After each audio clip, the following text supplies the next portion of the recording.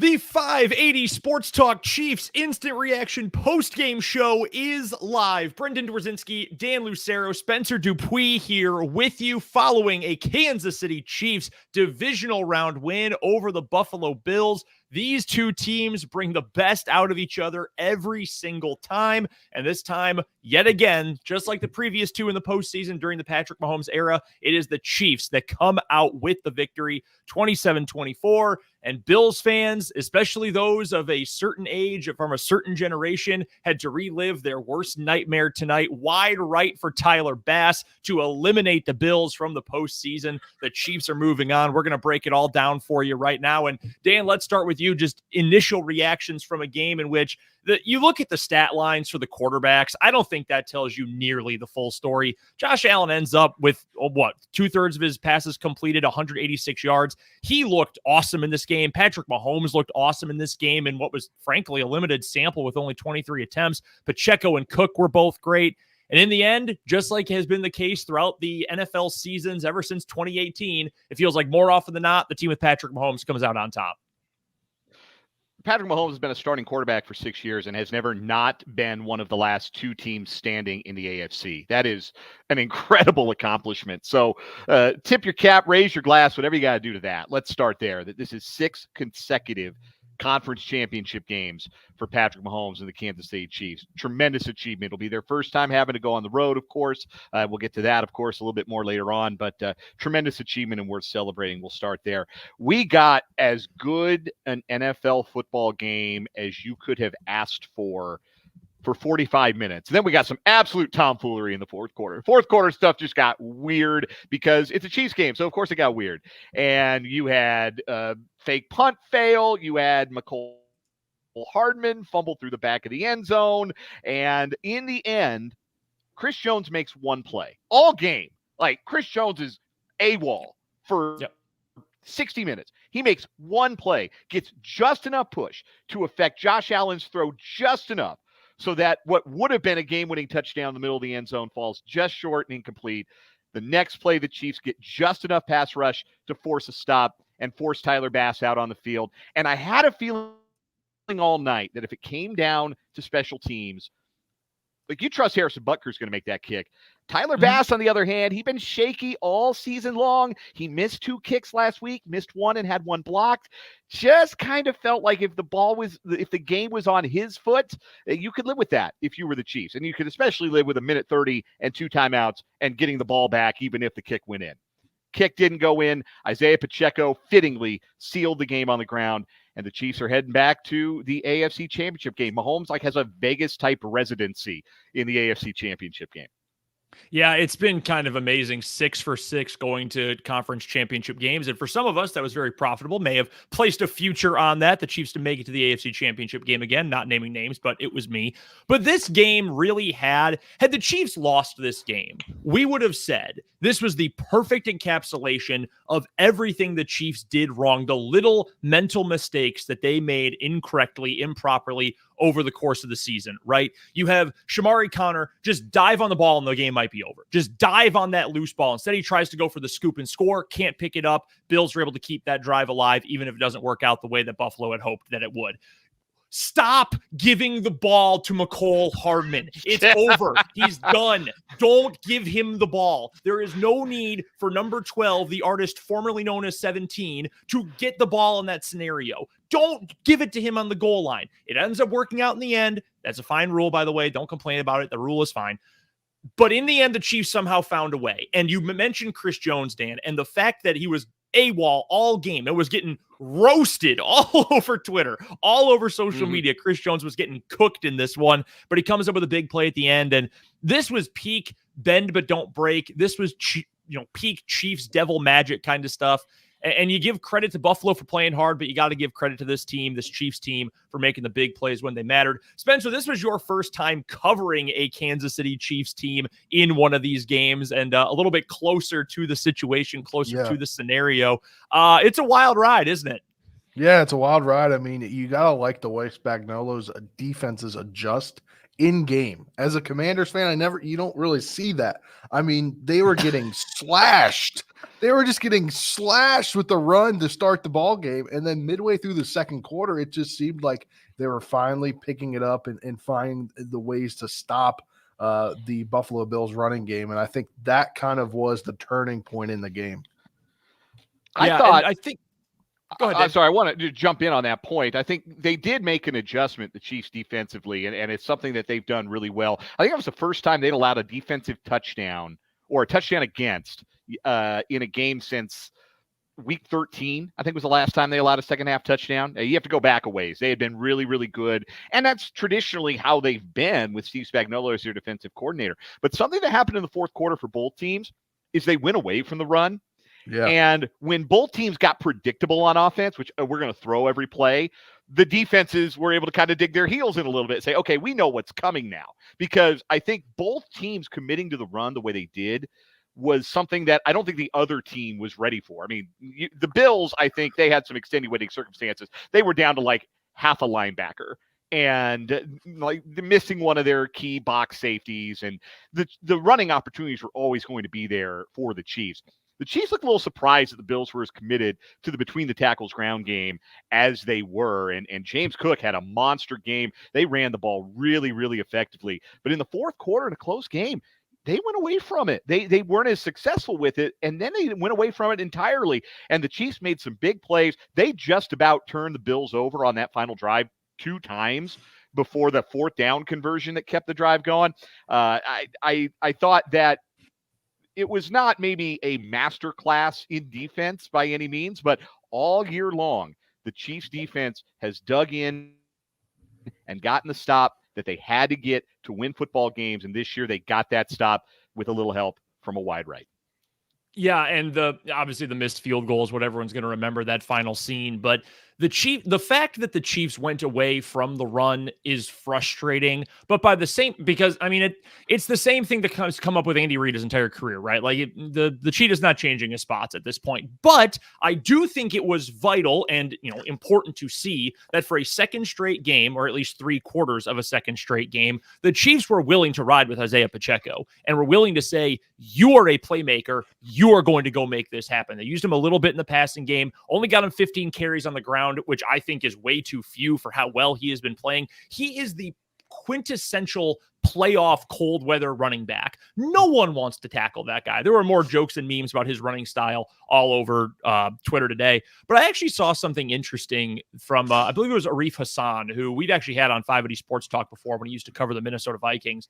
And he said on Twitter today that the thing about this game is when you look at the stars in this matchup, they all move differently. There is something unique about the way these guys move with or without the ball in their hands. Talking about Mahomes, Allen, Pacheco, Kelsey, even Diggs on the other side. There's these unique physical traits. And I think that really is the big reason, kind of a 100-foot view of why the Chiefs need to rely on their big 3 offensively, the Pacheco, the Rice, the Kelsey, because they all give you something that no one else is giving you. Like MVS has a couple of catches in this game. They're trying to run a 5-yard stop to MVS in the fourth quarter. No, like you can't do that. He's not the kind of player who is capable of doing that. A guy like Justin Watson. He did catch the ball, though. Shout out to him. He did catch the ball today. He even double clutch caught one. The one where Micah Hyde hit him on the deep over. He actually double clutched it and caught it. But I think, Spencer, that really steers into the point we made all week leading into this game is that you've got 3 guys who you can trust. And Kelsey, who was your big Chief pick for the game, he was awesome. 5 catches, 2 touchdowns, 75 yards.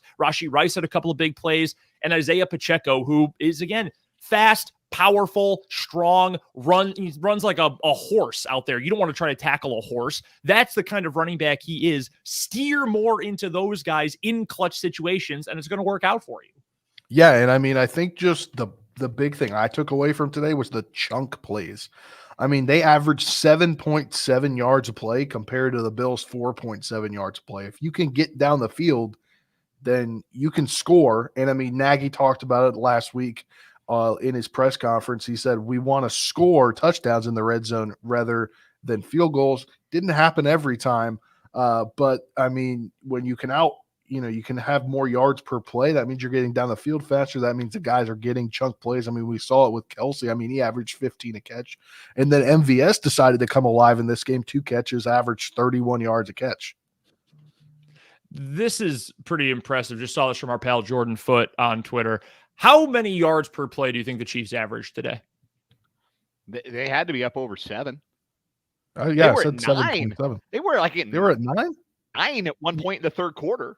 Yep, they mentioned that on the CBS broadcast. It was up around 9 while the Bills were averaging a lot fewer but had run so many more plays. They end the game, the Chiefs do 7.7 yards per play. So, Spencer, that steers directly into your point. It's chunk after chunk. It's big gash after big gash. And I think a great example of that, again, and I know I'm beating a dead horse here, but the Isaiah Pacheco thing, final drive of the game. You need 1 first down and the game is over. Bills only have the 2 timeouts, under 2 minutes to go. 1 first down, game's over, 8 yards to Isaiah Pacheco. And then he picks up the first down right after. It's these chunk gains. And I think it's proof. And this is what the Chiefs did so well last year offensively, Dan, when we noticed that this team wasn't able to move the ball down the field the same way. There weren't the same number of over-the-top deep shots, and understandably so without Tyreek Hill in the offense.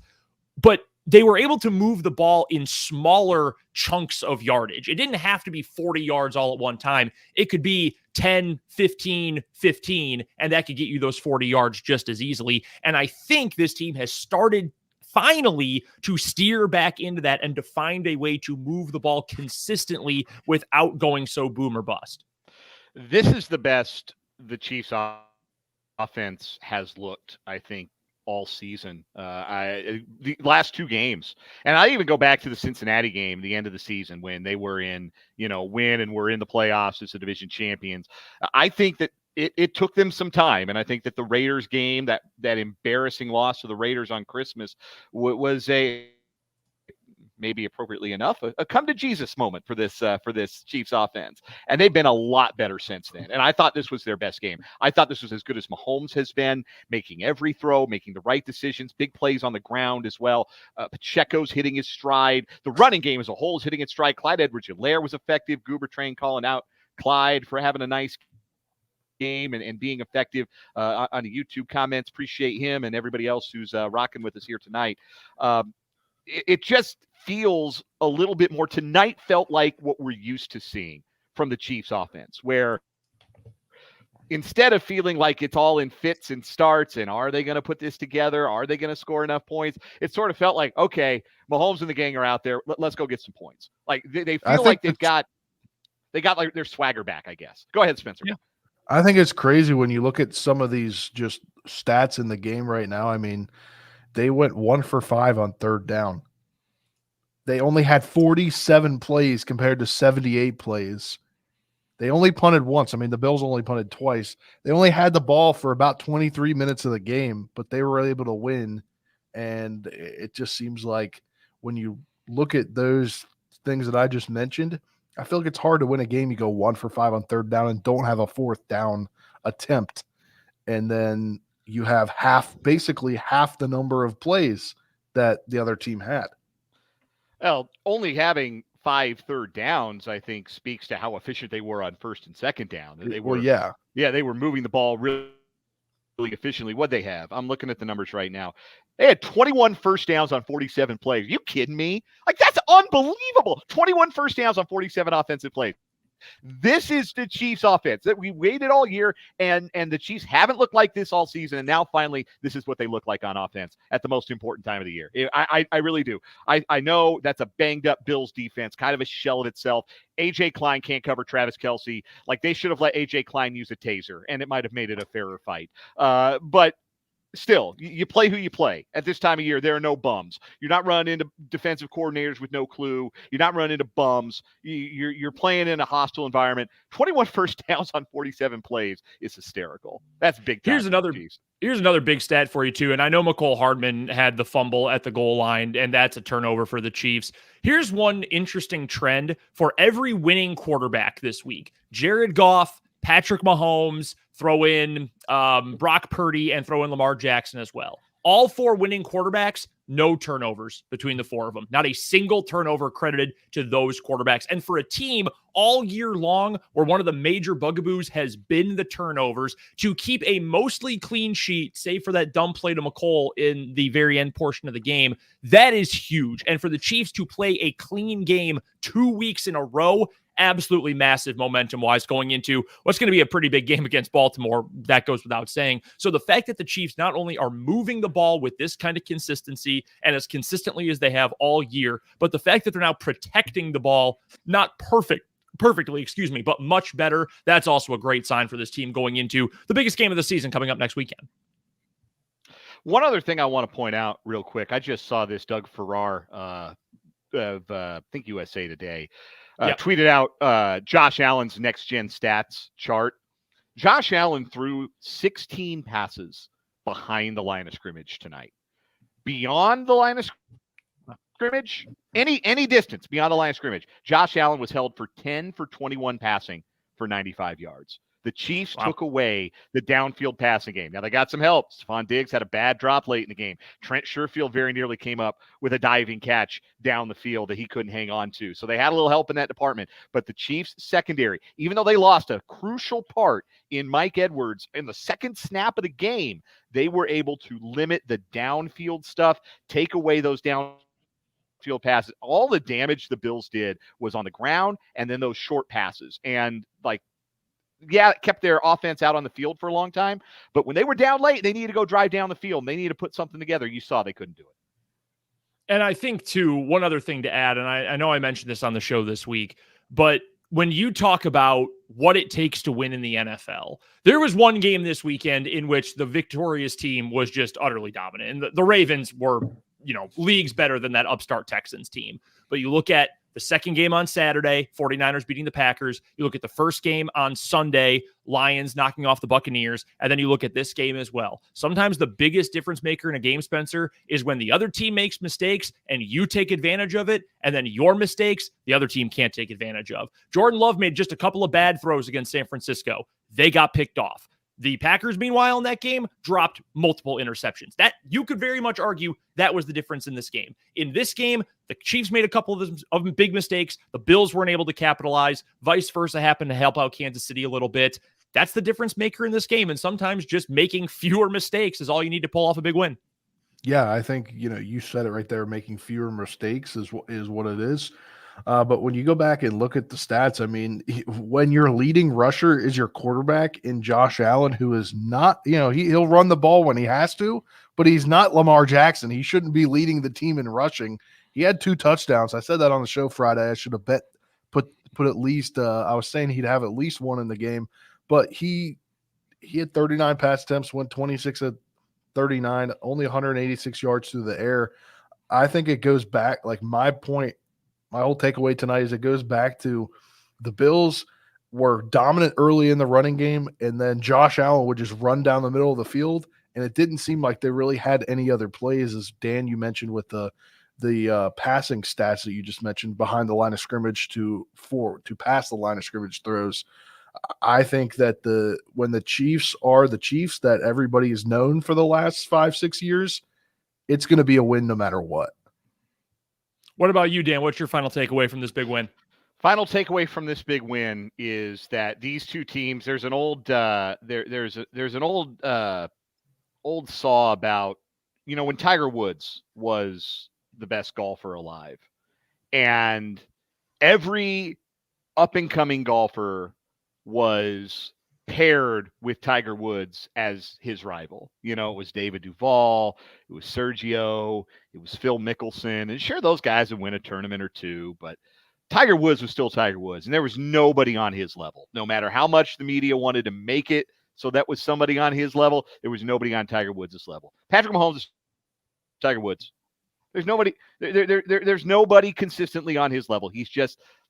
This is who he is. 6 consecutive AFC championship games. This one is going to be the hardest of all. This is going to be a very stressful week of looking at the participation reports because the Chiefs defense against Lamar Jackson, they're going to need Willie Gay, and they're going to need Mike Edwards, and they're going to need Derek Nottie. And all 3 of those guys were down either during this game or before this game. And if you don't get those guys back, it's going to be really, really hard to get a handle on this ground game and this quarterback's feet coming up this next week. It'd be the biggest challenge of all, but aren't you tired of betting against Patrick Mahomes by now, if that's the thing you've been doing? Because here they are, again, the worst team, the losingest team in the Mahomes era, and they're right back where they always are, playing for the AFC title. Yeah, hopefully you were smart like us, this whole group, and bet Chiefs money line in this game and picked up some money this weekend. And I'm so glad you brought up that Tiger Woods analogy, Dan, because during the game, I thought the same thing about baseball. And Mike Trout has, petered out as the best player in baseball because he's missed so much time. He's been so banged up. But for a few years there, when he was the undisputed best player of a generation, best player in Major League Baseball, it was, Christian Yelich. He might be the next Mike Trout. Then it was Mookie Betts, and Mookie might be the next Mike Trout. You know what those guys have had? Ups and downs. You know what Mike Trout had? More Mike Trout seasons. That was then, this is now. And Josh Allen is great, just like Mookie Betts is great. And Joe Burrow is great, just like Christian Yelich had a couple of great seasons. But Patrick Mahomes has now done this 6 years in a row. And I think this is a great point by Barbara to wrap things up, too. And I will bounce back to the Chiefs. She adds in the YouTube comments, Allen always put the game on his shoulders when he doesn't need to because he doesn't trust his teammates to get it done. And frankly, when you're all-world, when you've got a guy like Stephon Diggs who's dropping a huge pass like that at the end of the game, I kind of get it.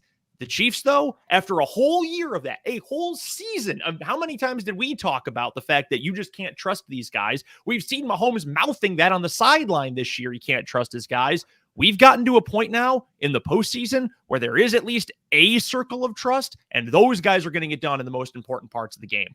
We are going to break this whole thing down coming up on Monday on 580 Sports Talk from 2 until 6 and throughout the week. And of course, we'll be looking ahead to the Chiefs and Ravens in Baltimore for the AFC Championship coming up next weekend as well. We got plenty of college basketball to get to. K-State survives a scare from Oklahoma State. KU woof against West Virginia. All that and everything else from Divisional Round Weekend we're going to break down on 580 Sports Talk Monday. But until then, for Spencer Dupuis, for Dan Lucero, I am Brendan Dworzinski for the Chiefs Instant Reaction post-game show following a 27-24 win over the Buffalo Bills. We will talk to you guys on 580 Sports